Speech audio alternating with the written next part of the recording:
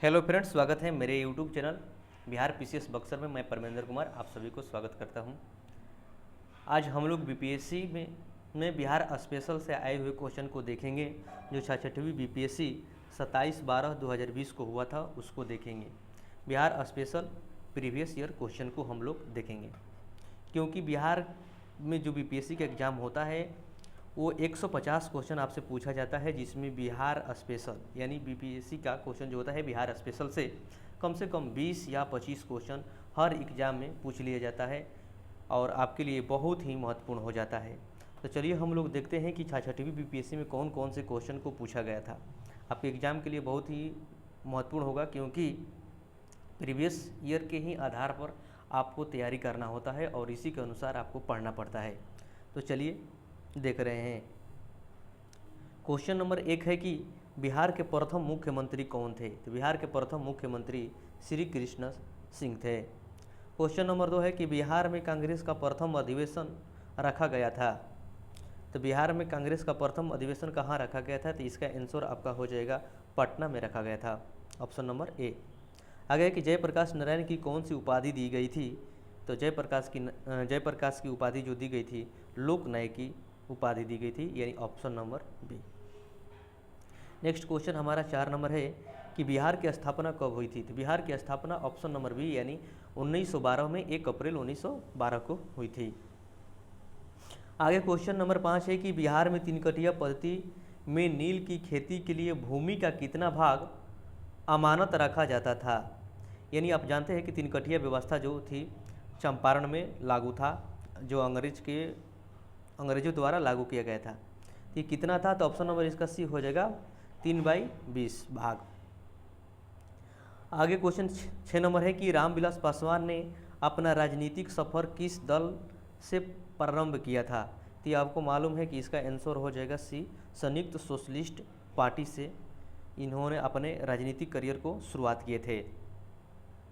7 number question है कि बिहार की राजनीति में स्वर्गीय रघुवंश प्रसाद सिंह पहली बार किस लोकसभा के लिए निर्वाचित हुए थे। देखिए ये 6 नंबर क्वेश्चन है और 7 नंबर क्वेश्चन, इससे घबराने की जरूरत नहीं है, क्योंकि ये दोनों क्वेश्चन जो है करेंट अफेयर से संबंधित है। तो 7 का आंसर आपका हो जाएगा बी, 11वीं लोकसभा। नेक्स्ट क्वेश्चन 8 है। 8 नंबर क्वेश्चन की चंपारण में इंडिगो के किसानों की दशा की ओर गांधी जी का ध्यान किसने आकर्षित किया। तो इसका आंसर आपका हो जाएगा राजकुमार शुक्ल, जो किसान आंदोलन थे चंपारण का। ये क्वेश्चन 67वीं बीपीएससी में पूछा गया था, पीछे वाले वीडियो में आपको बताया गया है। आगे क्वेश्चन है 9 नंबर कि प्राचीन महाजन मगध की प्रथम राजधानी कौन सी थी। तो देखिए प्राचीन महाजनपद मगध की राजधानी जो थी गिरिवर्ज यानी राजगीर थी, गिरिवर्ज या राजगीर थी। तो ये आपको इसमें नहीं दिखाई दे रहा है, तो इसका ऑप्शन नंबर ई हो जाएगा। 10 नंबर क्वेश्चन है स्वामी सहजानंद निम्न में से किससे संबंधित है। तो आपको मालूम है कि स्वामी सहजानंद थे वो किसान आंदोलन से बिहार में संबंधित है, तो इसका आंसर आपका सी हो जाएगा। नेक्स्ट क्वेश्चन है कि निम्न में से 11 नंबर क्वेश्चन कि निम्न में से कौन सा भारत में गांधी जी का प्रथम सत्याग्रह आंदोलन था जिसमें उन्होंने सविनय अवज्ञा का प्रयोग किया था। तो इसका आंसर आपका हो जाएगा ए, चंपारण सत्याग्रह था। क्वेश्चन नंबर 12 है कि बिहार में 1857 के विद्रोह का नेतृत्व किसने किया था। तो इसका ऑप्शन आंसर हो जाएगा ऑप्शन नंबर सी, कुंवर सिंह। देखिए ये 66वीं में भी पूछ लिया गया था और 67वीं में भी ये क्वेश्चन को पूछा गया है। तो इसीलिए बता देते हैं आपको कि प्रीवियस ईयर क्वेश्चन को आपको देखना बहुत ही ज़रूरी है, क्योंकि ज़्यादातर क्वेश्चन यहीं से उठाकर डाल दिया जाता है। 2-4 क्वेश्चन जो होता है इधर उधर से दिया जाता है। 13 नंबर क्वेश्चन है कि जनजाति और जिले के निम्न जोड़ों में कौन सा जोड़ा सही नहीं है। तो कौन सा जोड़ा सही नहीं है, तो इसका आंसर हो जाएगा बी, मुंडा जो है जमुई में नहीं पाई जाती है। आगे क्वेश्चन है 14 नंबर के निम्न में से किस जिले में बिहार का एकमात्र राष्ट्रीय उद्यान है। तो एकमात्र राष्ट्रीय उद्यान कहाँ है, तो आपका इसका आंसर 14 नंबर का सी हो जाएगा, पश्चिमी चंपारण में है, वाल्मीकि नगर। आगे क्वेश्चन है 15 नंबर कि बिहार में प्रवाहित होने वाली निम्न नदियों में से उत्तर की ओर प्रवाहित होने वाली कौन सी नदी? तो आपको मालूम है कि ऐसे बिहार की नक्शा है, 2 भागों में भी गंगा नदी बिहार को बांटती है। देखिए इधर से जो नदी आती है हिमालय नदी दक्षिण की ओर आती है, और जो इधर से पठारिया नदी जाती है ये उत्तर की ओर जाती है। इसको आपको ध्यान में रखना है। तो कौन सी नदी जो है उत्तर की ओर जाती है? तो देखिए जो बागमती है वो भी उत्तर से दक्षिण की ओर आती है, कमला भी इधर से आती है, गंडक भी, कोसी और गंडक सब नदी जो है ये हिमालय से होकर गंगा नदी में आती है। नहीं, उत्तर से दक्षिण की तरफ चारों नदी आती है। इसमें से कोई ऐसी नदी नहीं है जो उत्तर की ओर प्रवाहित होती है, जबकि ये सभी चारों नदी जो है सभी दक्षिण की ओर प्रवाहित होती है।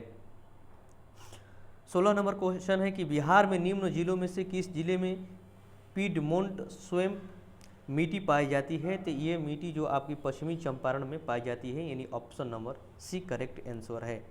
17 नंबर क्वेश्चन है कि बिहार के निम्न प्रशासनिक विभागीय जोड़ों में से किस जोड़े में गंगा नदी नहीं बहती है? आप समझिए, भागलपुर में तो बहती है, और दरभंगा और ये इसमें भी बहती है, तिरहुत और सारण में भी बहती है, लेकिन कोसी और मगध में जो है गंगा नदी नहीं बहती है। तो ये आंसर ऑप्शन नंबर डी होगा। कोसी और मगध के क्षेत्र में गंगा नदी प्रवाहित नहीं होती है, ये पूर्णिया, भागलपुर, दरभंगा, मुंगेर और तिरहुत सारण में जाती है। नेक्स्ट क्वेश्चन है कि वर्ष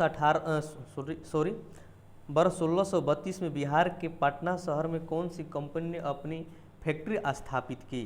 तो इसका आंसर हो जाएगा B, Dutch East India company ने अपनी कंपनी स्थापित की थी। 19 नंबर क्वेश्चन है कि बिहार सरकार ने अगस्त 2018 में एक नई योजना सतत जीविकोपार्जन शुरुआत की। इस योजना का मुख्य उद्देश्य क्या था?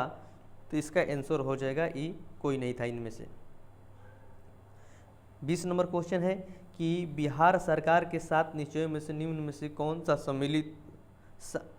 सम्मिलित नहीं है? तो ये बाल कल्याण जो है सम्मिलित नहीं है, जबकि साफ पानी पीने का है, महिला की रोजगार के, सभी परिवारों को बिजली आपूर्ति करना सब है, लेकिन जो बाल कल्याण है ये सम्मिलित नहीं है। तो मिलेंगे अगले वीडियो में, तब तक के लिए धन्यवाद, जय हिंद।